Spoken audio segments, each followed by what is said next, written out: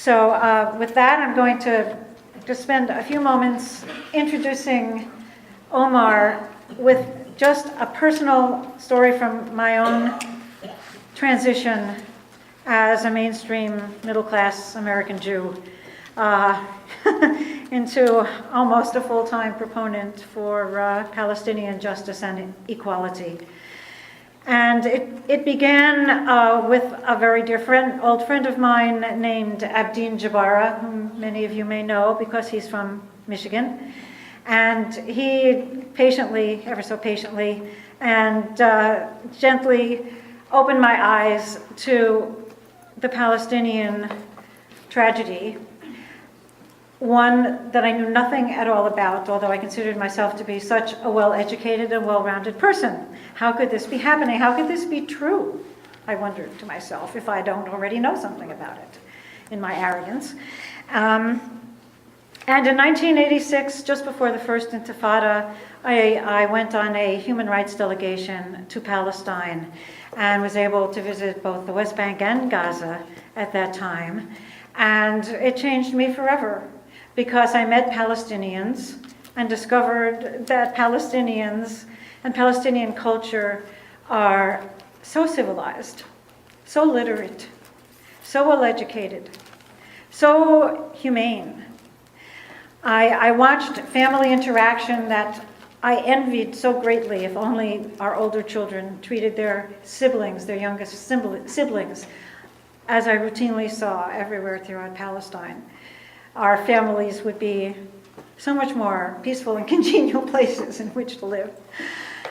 And the air smelled of wisteria and jasmine. And when I woke up in the morning in the middle of East Jerusalem, I heard only the sounds of cocks crowing and stonecutters chipping away and the call to prayer.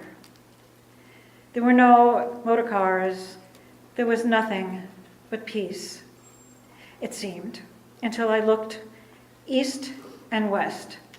And when I looked east, I saw a ring of buildings that looked like tall prisons or fortresses. And in fact, they were built as fortresses.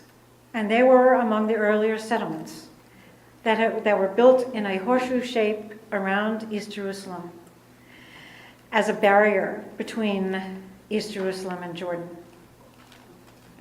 and as a containment.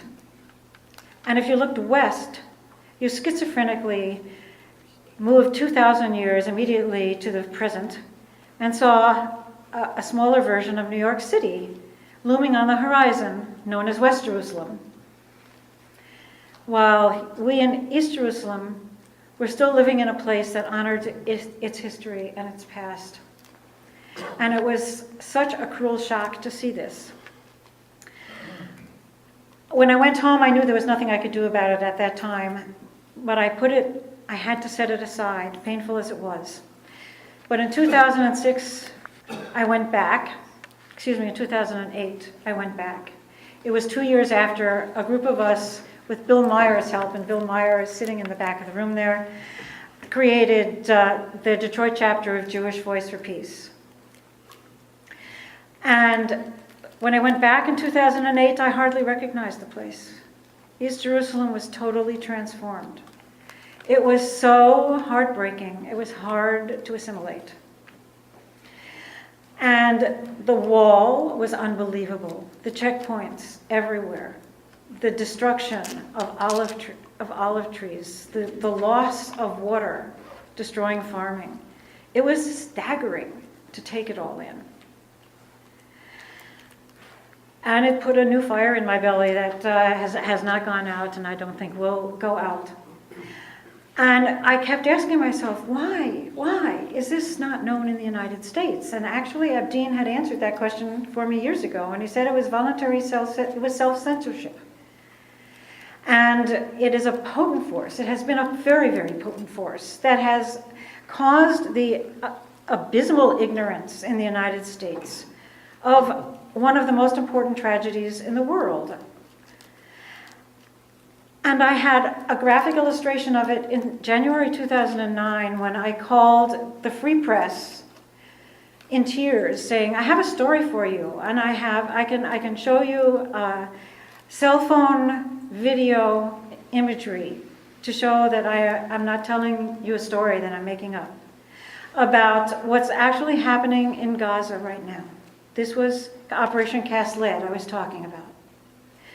And I pointed out to the reporter, the international reporter for the Free Press, Peter Gavrilovich, that there was white phosphorus pouring out of the sky over Gaza City, one of the most intensely populated civilian places in the world, onto schoolhouses. And that the bombs were believed by the doctors who were there from Doctors Without Borders, who were filmed in tears themselves after 30 years of doing this kind of work around the world, saying that they believed the bombs were laced with depleted uranium because they had never seen injuries like this, and also with razor-sharp shrapnel. They said they were seeing the bombs were amputating all the limbs of people who they were treating. And I told all this to Peter, and I said, Peter, what you're hearing in the media, those are actually just the press releases, the propaganda being released by Israel. You're just reproducing in your newspapers the press releases about it, because Israel has expelled all of the reporters from abroad. There are no reporters. There is no source of information except Israel's propaganda machine. And he said to me, I think I'll just wait to see it come over the AP wire. I said, Peter, you're not going to see it come over the AP wire. I mean, that's my point. That's the very point I'm making. You're not going to see it come over the AP wire. And he said, I think I'll wait for it to come over the AP wire. And it was never reported in the Free Press. Never. Except as reported by Israeli media releases. What changed all that, what began the change, was the work that Omar Barghouti's group, the BNC, has asked the rest of the world to engage in: boycott, divestment, and sanctions. And it began with the incredibly dramatic voyage of one of the Gaza Freedom boats, the Mavi Marmara, which Israel felt it could board violently and attack mercilessly because it was a Turkish ship. And when the media stories started to come out about that attack, on the front pages, first the Israeli media releases, and the next day on the same front page, the documented refutation of those reports from the day before, proving them to be lies. It went on for a period of about 10 days. It was unbelievable. Every day, the Israeli media would issue a report, and the next day would come out a flat-out refutation of it, proving it to be a lie. It vastly undermined the credibility of the Israeli propaganda machine.